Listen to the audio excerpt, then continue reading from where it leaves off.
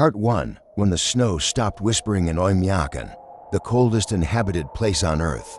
Even the snow has a sound, a constant, whispering crunch under every step, a dry hiss as the wind drags it across the frozen ground.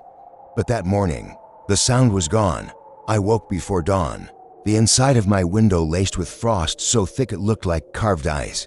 The air was 6-7 C, the kind of cold that gnaws at your bones just by existing. Usually, there would be the distant rumble of snowmobiles starting up, the barking of sled dogs, the creak of wooden gates. Instead, silence. I thought maybe it was the weather, a blizzard coming in. But when I stepped outside, the sky was unnaturally clear, a deep navy fading to pale blue over the white expanse. The sun, still low, cast long shadows over the snowdrifts. That's when I noticed the dogs. Every sled dog in the village was restless, hackles raised, chains taut. Their breath steamed in rapid bursts, eyes fixed toward the frozen river. No barking now, just low, uncertain growls. Even the oldest, laziest ones stood stiff as carved wood. Old Mikhail, the hunter who lived across from me, was already outside, his fur coat heavy with frost. "You feel it?" he asked, not taking his eyes off the river. "Feel what?" He didn't answer, just pointed. At first, I saw nothing but snow and ice. Then a shadow moved, massive, slow, and deliberate. A pale shape, almost blending with the horizon, walking along the frozen riverbank. Too big to be a man, too solid to be a drifting snow cloud. I squinted, heart rate climbing. The shape moved again, and my stomach turned to stone. A bear, but not the brown ones we occasionally saw in summer. This one was white as bone, fur glowing faintly in the morning light. A polar bear, something that shouldn't even be here. The Lena River is hundreds of kilometers from the coast. This was the wrong place, the wrong time, and yet here it was. "How?" I whispered. "Too much hunger in the north," Mikhail muttered. "They follow the ice when the sea is empty." The bear stopped, lifted its head, and sniffed the air. I was far enough that I shouldn't have felt in danger, but my pulse still pounded. Something in its movement, calm, unhurried, was more terrifying than any charge. It was acting like it belonged here. Word spread quickly. Within minutes, half the village was gathered in the main square, dressed in thick fur and padded coats. The elders spoke in low voices, trying to decide what to do. In Yakutia, when you see a predator, you act fast, especially in winter. There's no such thing as waiting it out. But this was no ordinary predator. It was enormous, easily 3 meters when standing, with shoulders as high as the chest of a tall man. Its paws left deep craters in the snow, claws glinting in the weak sunlight. And it wasn't leaving.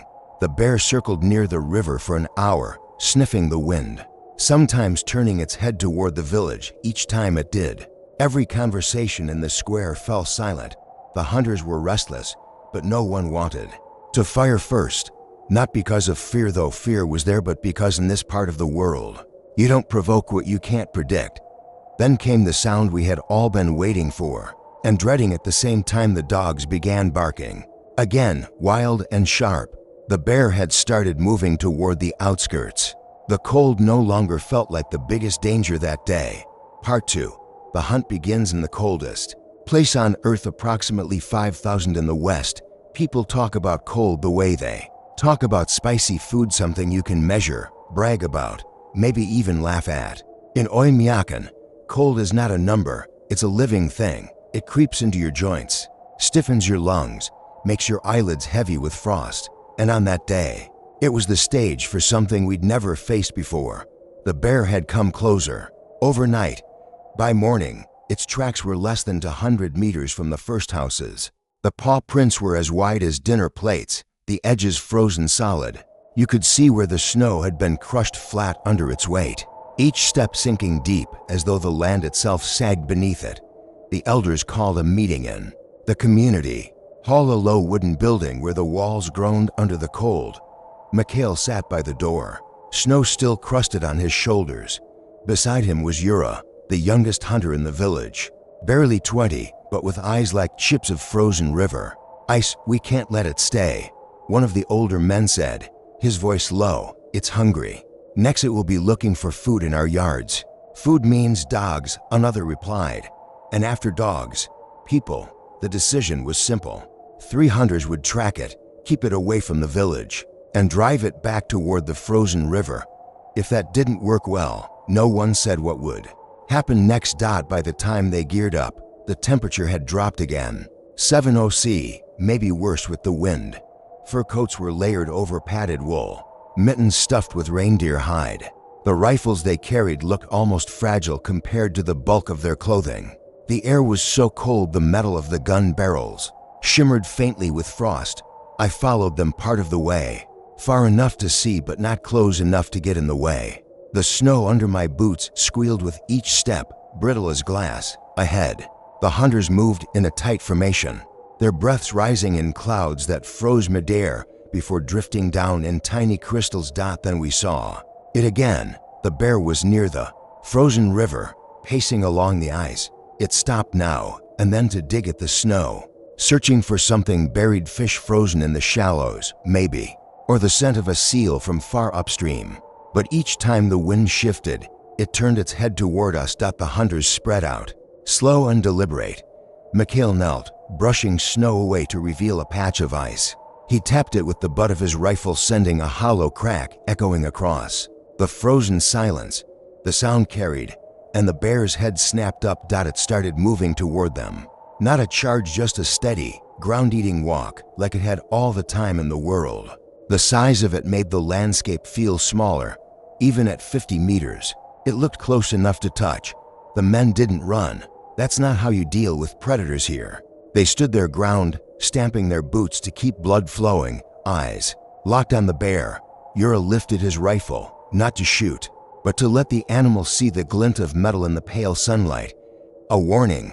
For a moment, the bear paused.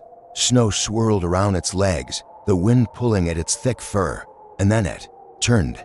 Just like that, it began to move back toward the river, leaving deep, heavy prints in the snow. But no one in the village thought it was gone.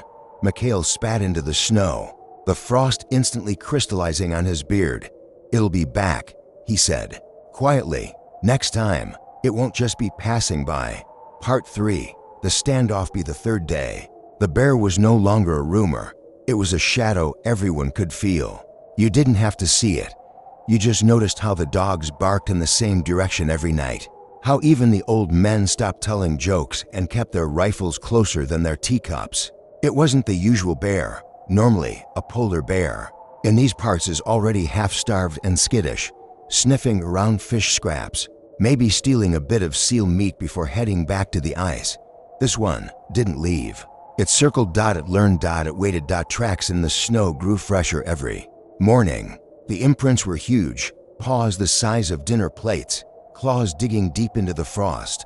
You could trace its path around the edge of the village, always keeping just beyond the outermost cabins. A silent, white ghost with teeth. By the time the council met in the schoolhouse, everyone had an opinion. Some said scare it off with torches. Others swore it was too dangerous. A bear that big and desperate might charge instead of running.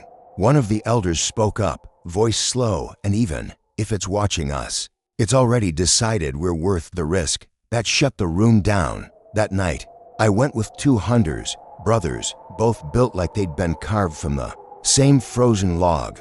We followed the dogs' growls toward the riverbank, where the moon lit up the ice in a pale blue glow. The silence was unnerving. Even the wind had gone still.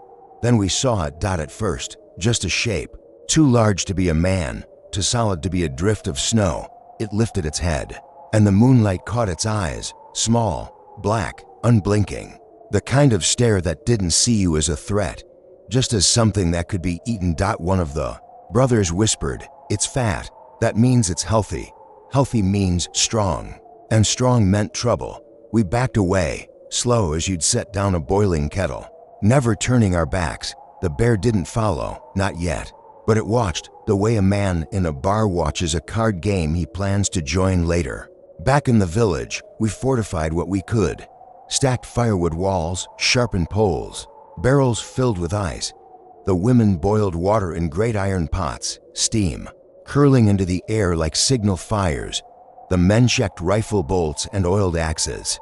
The thing about a polar bear is, you're not really hunting it, you're surviving it. And when the temperature's -68°C, you're already fighting the cold before you even think about claws and teeth. That night, the dogs barked louder, faster, until their voices cracked. Somewhere out in the white, the bear moved closer, each step pressing its weight into the frozen earth. And every person in that village knew the real fight was coming before sunrise. Part 4. The White. Wolf sky before dawn looked bruised, a deep purple fading into steel gray. The cold had teeth, the kind that bite straight through wool and leather. You could feel it in your bones before you even stepped outside. The bear came just as the sun hinted at the horizon. A pale smear behind the clouds, no sound at first. Just a shift in the dogs barking from warning to panic. Then a shadow between the houses. Too big to belong here, moving slow and deliberate. Up close, it was enormous. Its fur was matted with frost, each breath hanging in the air like a puff of smoke from a chimney. The head was low, eyes locked on the cluster of people holding their ground at the edge of the square. It wasn't charging yet, but it wasn't going to leave. The hunters stepped forward, rifles in hand. Not aiming to kill, no one wanted to waste a bullet unless they had to. The first shot cracked into the air, echoing off the ice.